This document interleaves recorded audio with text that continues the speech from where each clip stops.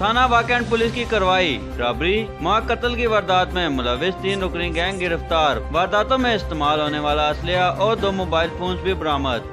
SSP operations Rawalpindi Wasim रियाज खान ने police lines headquarter में press conference के दौरान बताया कि मुल्जिमान ने 2 हफ्ते कबल घर में दाखिल होकर खिड़की से फैमिली को असले की नोक पर दरवाजा खोलने का कहा।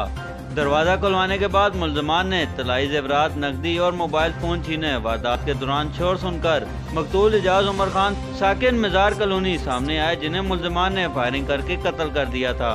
गिरफ्तार मुल्जिमान में शहजाद अख्तर, तोकीर और नदीम अख्तर शामिल हैं। SSP ऑपरेशंस वसीम रियाज खान का मजीद कहना था कि मुल्जिमान की गिरफ्तारी के लिए खसूसी टीमें तश्कील दी गई थीं। पुलिस टीमों ने जदीद टेक्नोलॉजी और ह्यूमन इंटेलिजेंस की मदद से 3 रुकनी गैंग को गिरफ्तार किया। गिरफ्तार मुल्जिमान को शनाख्त परेड के लिए जेल भिजवाया जा रहा है। शनाख्त परेड के बाद तफ्तीश में मजीद बरामदगी का तारुफ किया जाएगा और मुल्जिमान से तफ्तीश के दौरान अहम इंकशाफात मुतवक्के हैं। SSP ऑपरेशंस वसीम रियाज खान का कहना था कि शहरियों की जानो माल पर हमला बर्दाश्त नहीं, मुल्जिमान को करार वाकई सजा दिलवाई जाएगी। सैयद उमैर अली, नवाई टेक्सला, इस्लामाबाद।